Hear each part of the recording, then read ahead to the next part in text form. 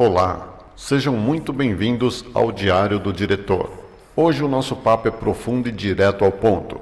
Como construir personagens que realmente movem a história e não que apenas reagem a ela. Durante a semana, eu compartilhei com vocês alguns dos nossos roteiros em andamento, testes de trilhas sonoras e os bastidores dos nossos roteiros ilustrados. Mas agora, o jogo muda. Vamos dissecar esse processo e analisar os personagens que já estão prontos para a nossa conversa de hoje. Papel e caneta na mão e vamos para os bastidores. Vocês, nas minhas histórias, são o céu pintado de... Hoje em dia, existe uma obsessão quase febril, né, em tentar terceirizar o pensamento. Com certeza. Parece que a busca constante é sempre por um atalho. Sabe, um botão mágico ou uma ferramenta de automação que, escreva o e-mail, cria o roteiro e resolva todos os problemas complexos instantaneamente. É, o famoso caminho mais fácil. Exato. Mas e se a verdadeira magia, tipo a inovação que realmente prende a atenção de quem lê ou assiste a algo, exigir exatamente o oposto? E se o grande segredo da narrativa atual for, literalmente, puxar o cabo do roteador da tomada e colocar a mão na massa? Nossa, sim.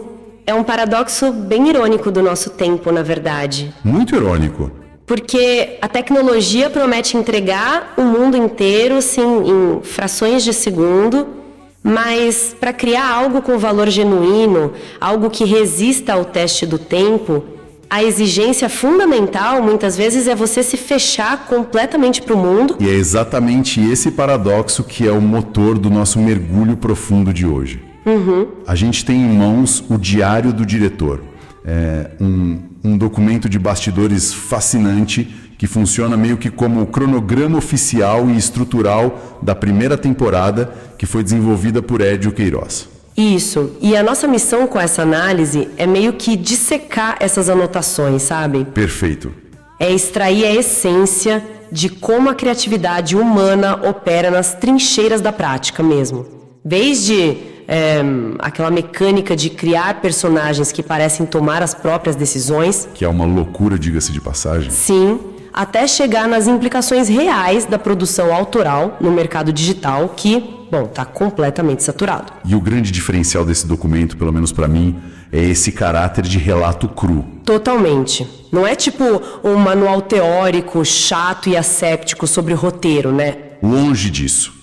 O diário expõe encontros quinzenais, ali de 10 a 20 minutos, num estilo de conversa super direta com os assinantes. E gravados no próprio espaço onde a criação acontece. O que eu acho genial, porque isso permite que a gente enxergue como essas lições de escrita se cruzam com a criação de identidade. Exato. E de valor também, né? Em qualquer área que você precise resolver problemas. E olha, a ambientação desses relatos revela um ecossistema muito mais caótico do que aquela imagem clássica, sabe?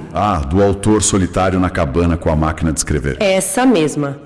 O texto lista uma série de engrenagens invisíveis operando ali, tudo ao mesmo tempo. Pois é, porque enquanto a meta principal é fechar o roteiro, o autor está lidando com análises de casos reais, alinhamentos complexos com anunciantes. Sim, suporte a treinamentos, parcerias comerciais. E até a produção das próprias trilhas sonoras. Quer dizer, é muita coisa acontecendo. É um ruído inevitável que impacta de forma direta nas decisões criativas. Certo, vamos empacotar isso então. Vamos lá. Porque no meio desse turbilhão todo, o autor impõe a si mesmo uma regra muito prática de produção, que é o momento de, desligar o celular, cortar todas as notificações e até desativar a internet. O famoso modo avião levado ao extremo. Exatamente. Entrar num modo off radical. Lendo isso, a imagem que me veio à mente foi a de alguém entrando naqueles tanques de privação sensorial, sabe? Perfeita analogia. Né? Onde não tem som, não tem luz, nenhuma interferência externa.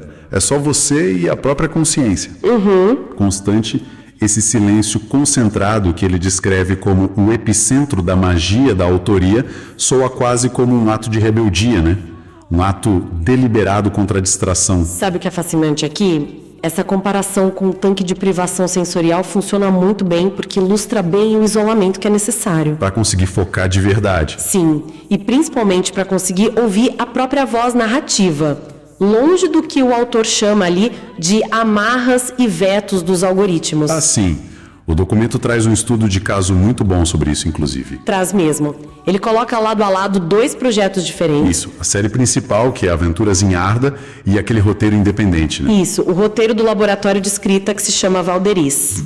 O laboratório funciona exatamente como esse ambiente isolado, certo? Sim, sim. E o contraste entre as 2 obras é, brutal.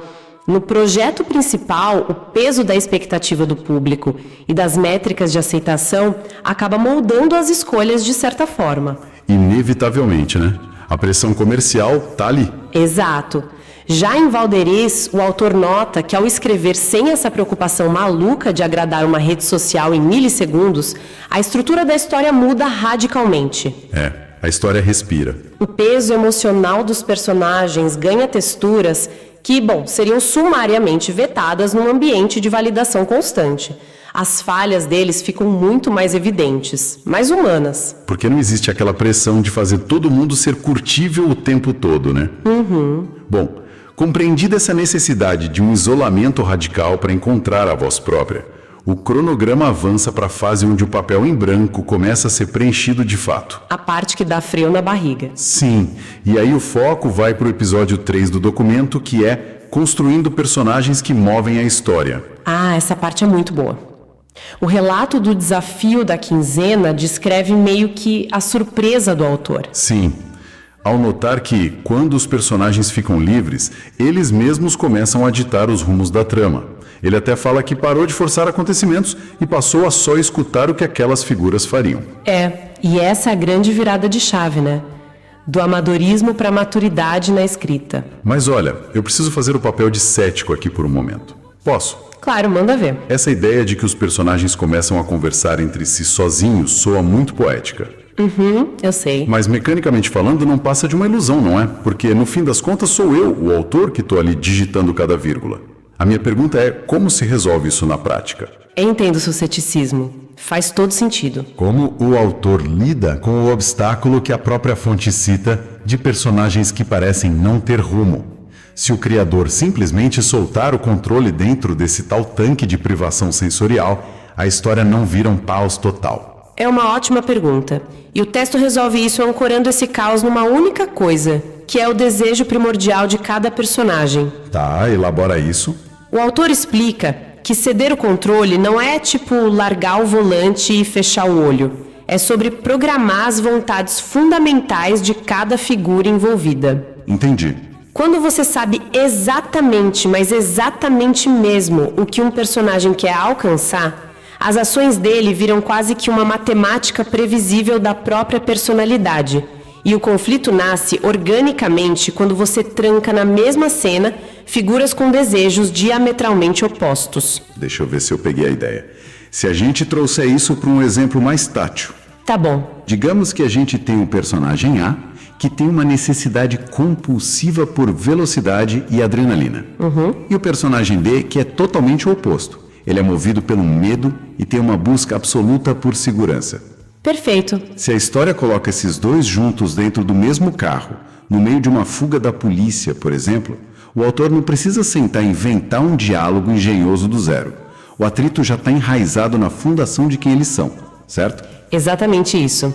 E a fonte detalha que o autor executa testes muito rigorosos baseados bem nessa premissa. Testes de laboratório com os personagens. Isso.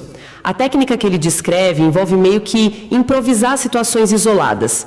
Ele fica mudando as combinações de personagens. Só para ver o que acontece. Exato. Ele coloca essas figuras em contextos variados, totalmente alheios à trama principal, e só deixa elas reagirem. É tipo um laboratório de reações mesmo. Entendi. E é assim que se atinge uma conversa orgânica e se escapa daqueles diálogos plásticos e expositivos que a gente vê tanto por aí. Fugindo do óbvio. Mas, assim, esperar que os personagens ajam sozinhos nesses laboratórios de atrito cria um novo problema. E um problema bem terrível, que o próprio diário admite. Qual? O excesso de possibilidades. Porque quando começa a chover ideias de todas as direções e os diálogos fluem tão livremente, o roteiro pode inchar, né? Ficar descontrolado. Como é que o autor evita que a obra vire só uma bagunça sem foco nenhum? Aí é que o bicho pega. É o momento em que o criador precisa quase que mudar de personalidade. Sair do artista e virar o carrasco. Basicamente. O documento demarca de forma muito clara essa transição. Sai daquele caos criativo que é super expansivo e entrar no rigor microscópico da edição. Olha, aqui é onde a coisa fica realmente interessante. Sim, porque o autor descreve que você precisa examinar cada trechinho com uma frieza quase cirúrgica. E o crivo para essa triagem começa com a pergunta mais perigosa de todo o processo criativo. Que é a pergunta que avalia se a cena tem ou não o direito de continuar existindo, né? Precisamente. A pergunta é: por que essa cena foi escrita?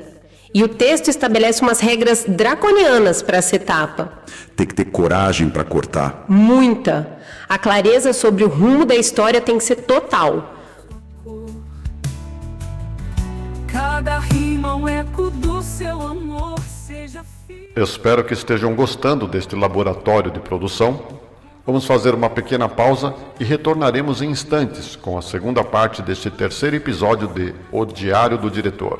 Continuem participando e para quem ainda não conhece o projeto, pesquise por @RDA3D. Até já! Me faz escrever. Vocês dão vida ao meu viver. Na trama do amor, são meu enredo. Quer o guia oficial para lucrar de forma simples e divertida? O e-book Ecossistema de Cocriação Lucrativa é o seu passaporte. Clique no link da bio ou na descrição e garanta seu acesso. Lembre-se, este é um processo legal que exige a maioridade ou o acompanhamento de um responsável. Garanta sua vaga.